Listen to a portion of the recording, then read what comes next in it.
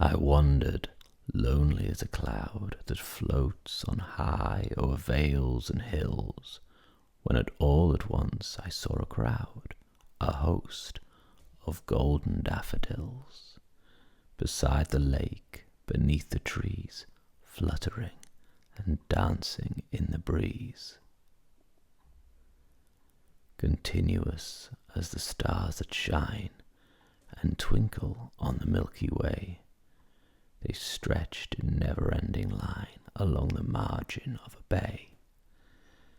10,000 saw I at a glance, tossing their heads in sprightly dance. The waves beside them danced, but they outdid the sparkling waves in glee. A poet could not but be gay in such jocund company. I gazed and gazed, but little thought what wealth the show to me it brought.